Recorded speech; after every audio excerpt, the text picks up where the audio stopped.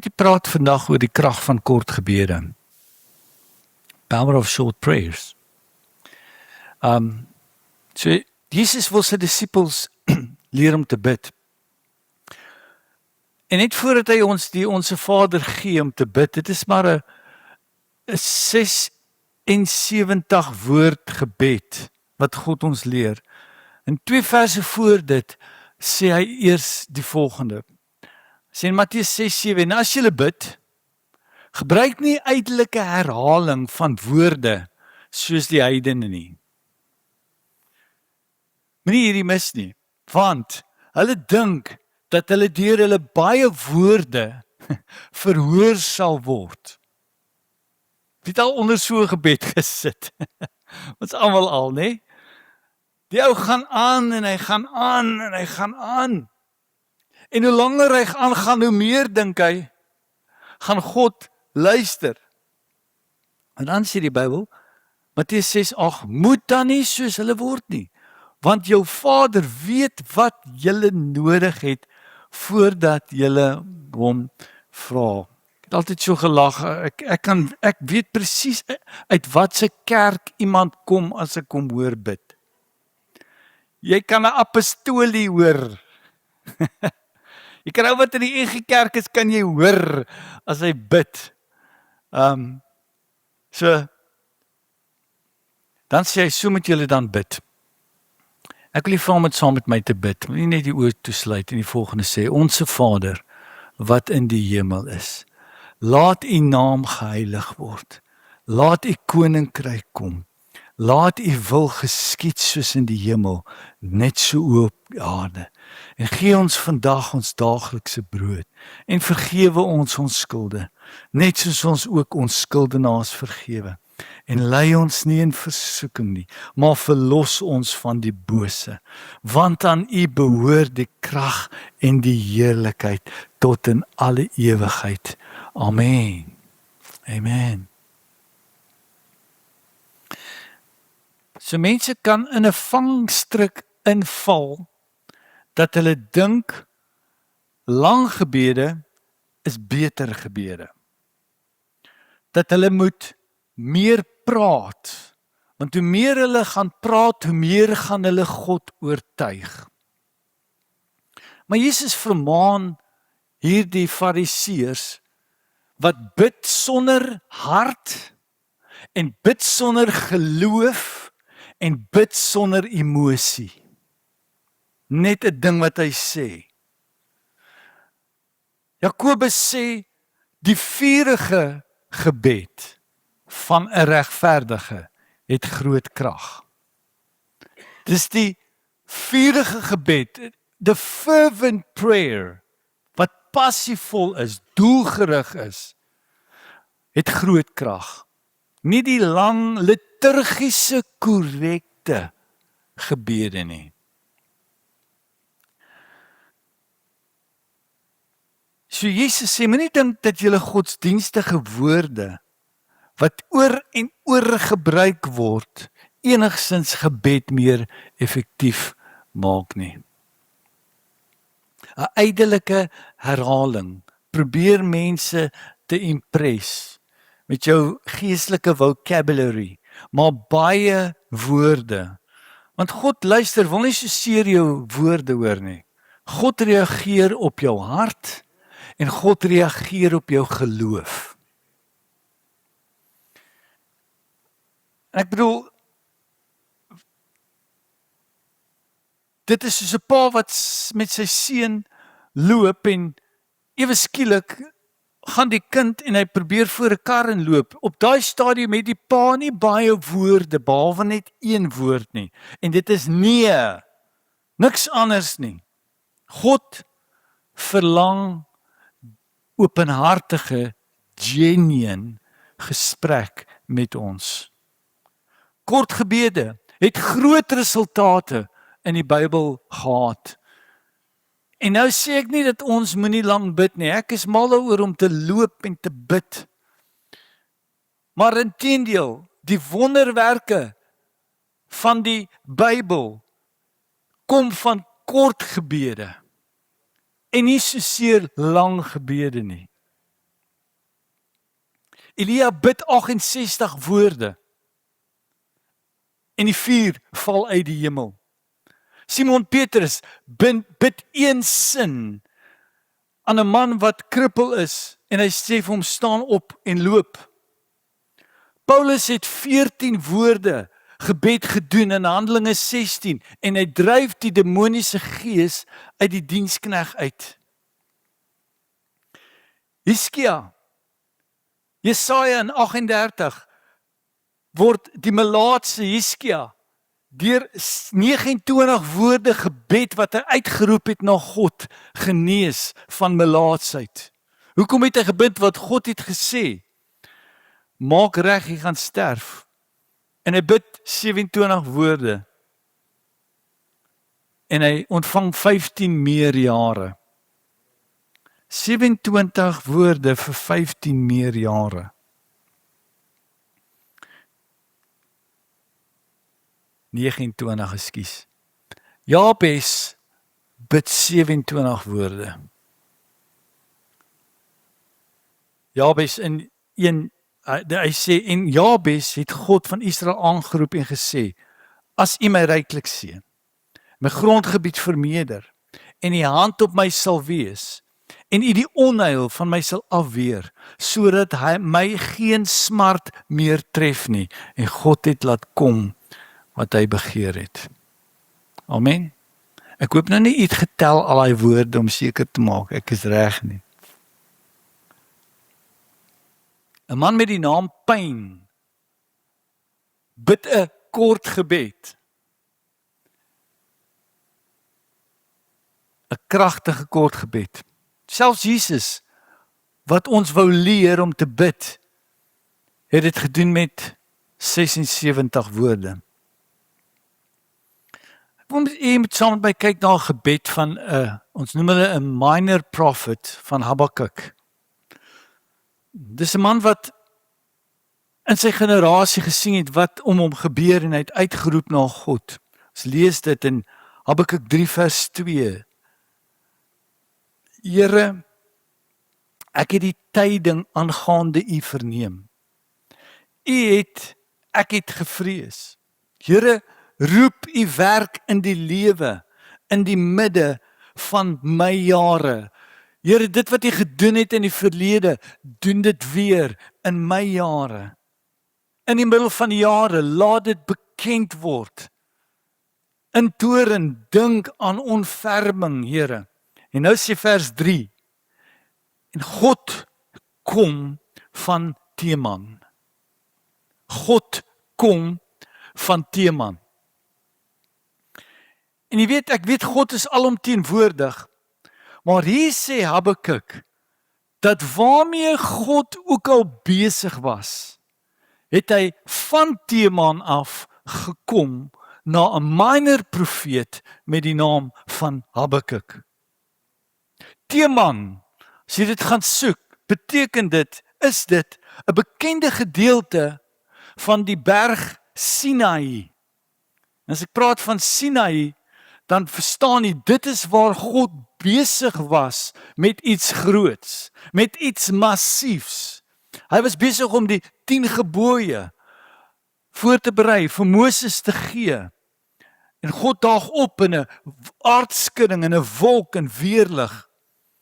En hy gee vir hom nie net die 10 gebooie nie, hy gee vir hom die hele beplanning van die tabernakel, wat 'n tipe van Jesus sou wees.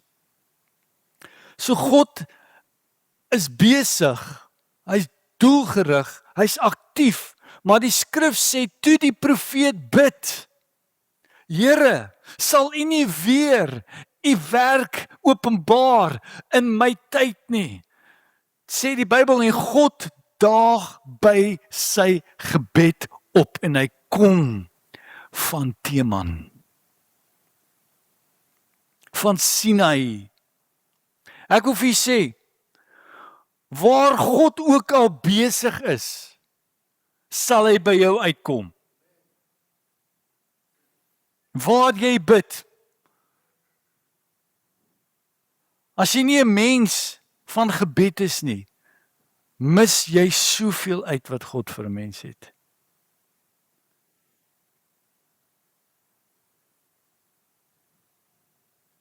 Ek glo regtig dat baie mense weet ons kan nie lank bid nie. Dis baie moeilik om lank te bid. Maar luister, 'n mens begin by kort gebede. Begin by kort gebede en hoe meer ek kort gebede bid, hoe meer word ek 'n persoon van gebed. As jy dit konstant en daagliks doen, wil ek vir jou sê, is daar krag in gebed. Is krag in gebed. In 1969 het Neil Armstrong op die maan geloop. Die eerste man wat mos gesê het, one small step for man, one giant leap for mankind. So, hy vertel van toe hy 'n kind was, het Neil Armstrong langs 'n buurman gebly met die naam van Mr. Gorski. Mr. Gorski. En die buurman was 'n baie vriendelike, intelligente man wat baie met hom gesels het en saam met sy boeties het hulle bal gespeel en hy het hulle fietsse reggemaak as hulle fietsse gebreek het. En eendag speel die seuns en iemand skop 'n bal oor na meneer Gorski se huis en Neil hardloop om en hy probeer om die bal te kry wat voor 'n oop venster van die slaapkamer van meneer Gorski is. En hy hoor die volgende. Hy hoor die man en die vrou beklei, stry. En meneer Gorski vra sy vrou, wanneer gaan jy my eendag vergewe? En sy sê, nooit nie. En hy sê, ek weet jy's kwaad vir my oor ek nou nie alles gedoen het presies soos jy dit gevra het nie, maar kan jy my nie asseblief net 'n ou drukkie ten minste gee nie? En sy sê, ek sal jou vertel wanneer ek jou sal vergewe. Dit is die dag as daai simpel Armstrong seun op die maan loop.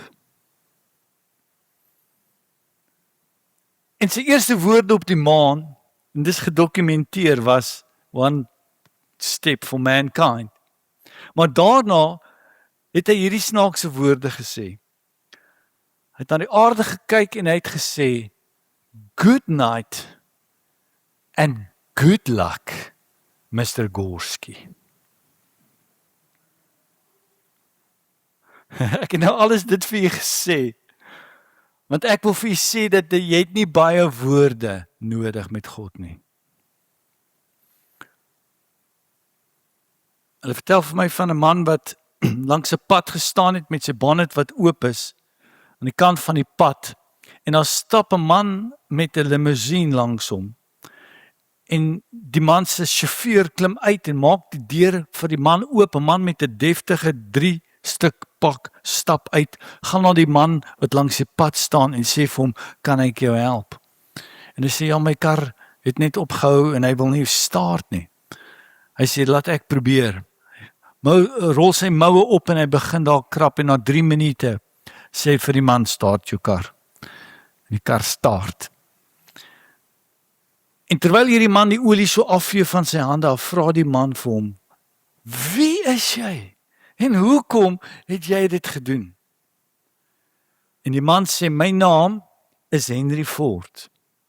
En ek kan dit nie verdra, dat een van my karre met 'n oop bonnet in die pad staan nie. En ek wil vir jy sê, God sal jou ook nie los, as jy met 'n oop bonnet langs 'n pad staan nie. Amen. Hy sal vir jou wysheid ook gee, om dalk 'n Toyota te koop na die tyd.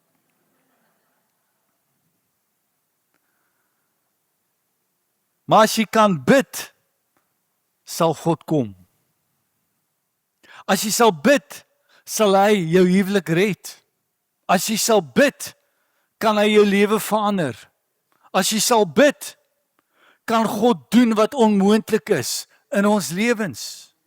Die Bybel sê, soek en jy sal bid en vir jou sal gevra word, klop en vir jou sal oopgemaak word.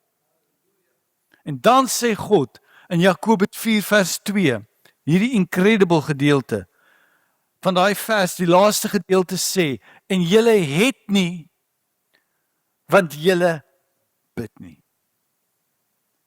Julle het nie, want julle bid nie.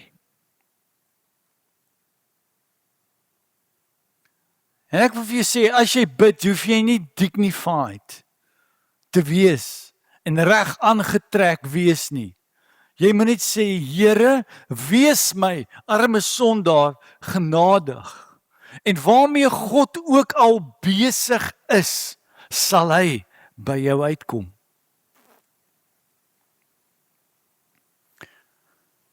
Jesus se bediening was 33 jaar lank op aarde. Maar vir die eerste 30 jaar het Jesus geen wonderwerke gedoen nie. Hy het absoluut alles geabsorbeer wat met normale mense gebeur. Hy het hulle pyn ervaar, hulle emosie ervaar, elke gevoel het hy ervaar, elke hartseer en vreugde het hy beleef in daai tyd. En toe hy 30 is en hy word gedoop en hy het 3 jaar, net 3 jaar om 'n wêreldwye koninkryk te vestig. Daar's geen internet nie. Daar is geen geld nie. En hy moet hierdie boodskap van die koninkryk in elke taal regdeur die wêreld versprei. In hierdie 3 jaar het Jesus absoluut doelgerig gelewe. Hy het nie tyd gehad wat jy kon mors nie. Hy het 12 disippels gekies om hom te help en hulle was nie die voorste of die topgegradueerdes van die wêreld nie. Vissermanne, gewone mense.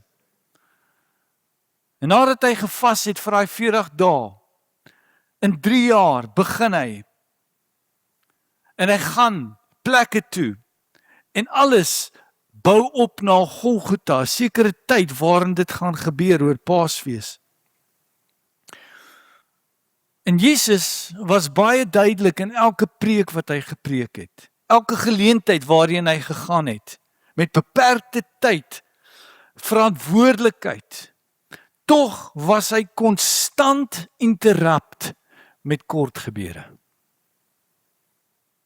En soos hy loop van die een na die ander plek, van hierdie plek na Jairus se huis, ewe skielik is daar 'n vrou wat sê, as ek net die soem van sy kleed kan aanraak, en die Bybel sê, en Jesus het gestop, en hy's besig om te gaan na 'n noodgeval toe, en hy stop, sê die Bybel, hy draai na die vrou, en hy genees haar.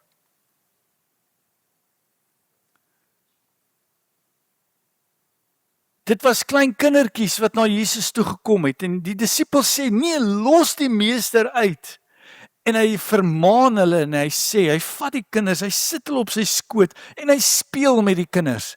En die Bybel sê, hy sê vir sy disippels, verhinder hulle nie, want dan sikkes bo die koninkryk van die aarde. Jesus stop.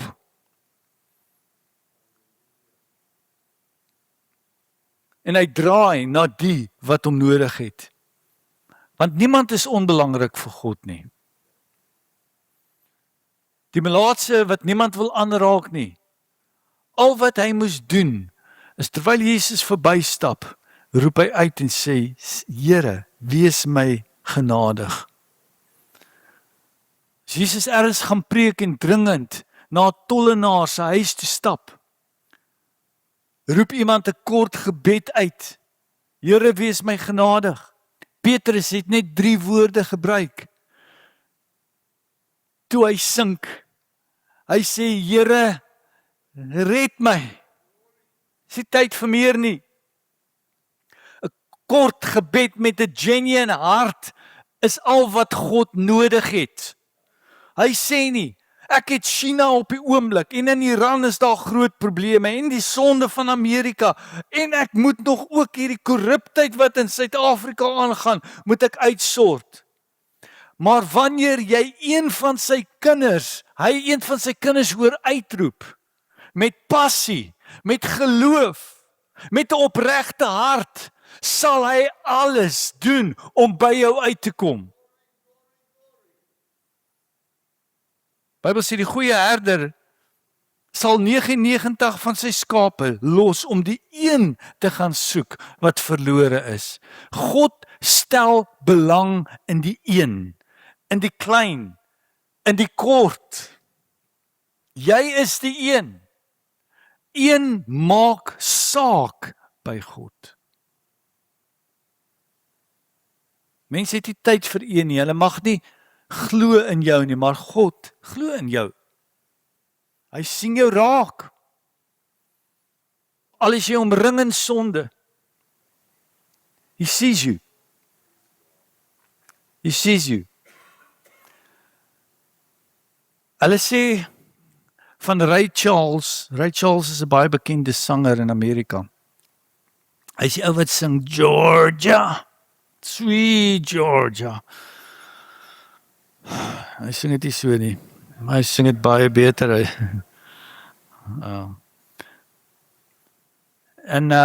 Ray Charles is nou al hemel toe, ek hoop hy is hemel toe. En hy het altyd gesê sy grootste swakheid is vroue. En iemand vra vir hom eendag, hoekom is jy tog dan so aangetrokke tot al hierdie vroue?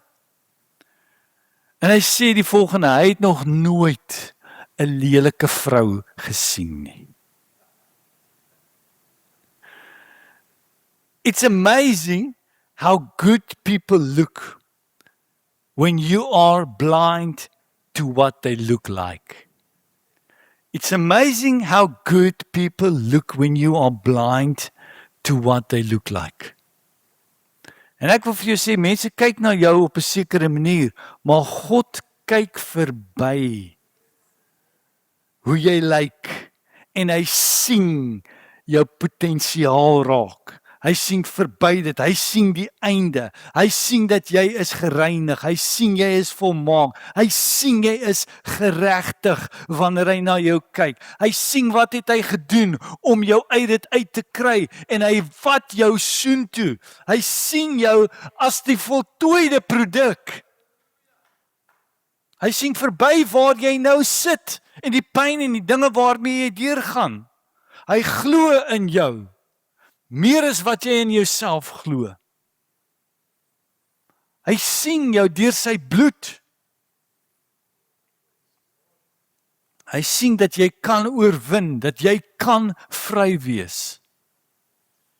It's amazing how good people look if you are blind to what they look like.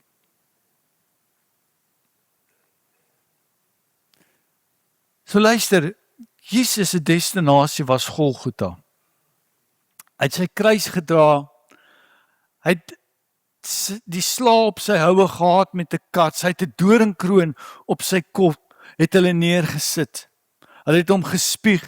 Hy het hom vasgemaak, hulle het daai kruis gevat en dit laat inval sodat dit geruk het, laat plof het. En aan een kant van daai gedeelte was daar 'n dief wat Jesus gevloek het. Sy laaste woorde aan die Here is die volgende: as u die Christus is, red u self. Maar daar was 'n ander dief, daar was 'n ander oortreder. En hy bid hierdie kort gebed. En soos hy sterf, spreek hy sy laaste woorde aan Jesus. En alhoewel hy skuldig is, hy nie gedoop is nie, hy nie 'n Jood is nie, alhoewel hy gevang is as skuldig, maar in die belangrikste oomblik van alle tye. Hierdie is wanneer Jesus sterf. Hierdie is die oomblik wat die eeue al voorwag, die verlede en die hede en die toekoms, alles is op hierdie punt gefestig. Jesus gaan sterf. Die duiwels wag, die engele wag. Wat met Jesus gaan gebeur? En Jesus is reg om sy laaste woorde uit te spreek. Sy laaste woorde sal wees: Vader, in u hand gee ek my gees oor. Die heelal is aan sy voete. Abraham en Moses kyk uit die paradys neer en hulle kyk na mekaar en hulle sê, hierdie is die oomblik. En reg in die middel van daai oomblik, hier kom 'n kort gebed. Lukas 23:42. Dink aan my, Here, wanneer u in u koninkryk kom. En die hemel pause. En God stop alles. En hy sê, ek hoor nog iemand wat uitroep na my. En terwyl alles wag op daai punt, kyk hy na die dief, draai na hom en hy sê, vandag sal jy saam met my in die paradys wees. En Jesus gee sy gees oor daarna. En hier stap Jesus in die paradys in. En Moses en Abraham kyk vir mekaar en sê, ons weet wie nou instap, Jesus, maar wie is die een wat saam met hom hier instap? En die dief stap saam met Jesus die paradys in. Jy weet, God is nooit laat nie. Wanneer jy niks anders het om te offer aan God as Here, wees my barmhartig, wil ek vir jou sê, is dit genoeg. Vra hom, hy sal jou vergewe, klop en vir jou sal oopgemaak word. En ek hou van die dief se eerste woorde. Hy sê, dink aan my, Here. Hy erken Jesus as Here. Al lyk Jesus nie soos 'n koning nie, maar die dief sien hom as die Here. En dit is al wat belangrik is vir God, as jy na hom uitroep. Ek is besig om 'n eenvoudige waarheid te leer, dat gebed kan dinge verander. Bybel sê, wees oor niks besorg nie, maar laat julle begeertes met gebed en dank bekend word by God. Wees oor niks besorg nie. Ons sê, as ons kan bid, hoef ons nie te worry nie. Want jy sien, hierdie generasie waarin ons is, worry. Ek gaan worry, en die rede hoekom ek worry, is omdat ek nie bid nie. Bid oor alles, worry oor niks. Kan ek 'n amen kry? Bid oor alles en worry 'n bietjie minder. As jy God se aandag wil hê, bid alles dit kort. Al wil jy net dankie sê, bid kort. Here, ek wil U lief hê, bid kort. Ek wil bid vir iemand wat gebed nodig het vanoggend.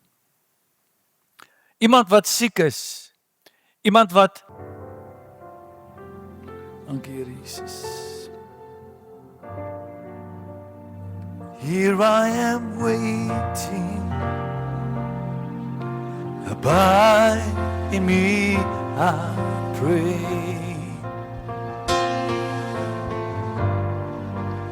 Here I am longing for you.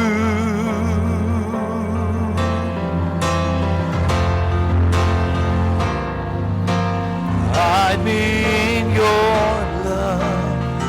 Bring me to my knees. May I know Jesus more and more. come live in me, come live in me, all my life, take over, come breathe in me, I will rise on eagle's wings. Here I am waiting, here I am waiting, abide in me, I pray. Oh, here I am longing for you,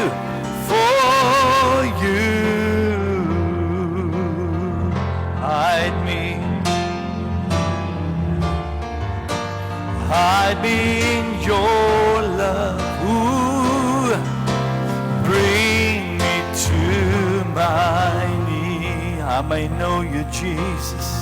Oh, may I know Jesus more and more. Ek wil vra as u voel u het gebed nodig om vorentoe te kom. En ek wil saam met u bid. Come live in me, all my life, take over.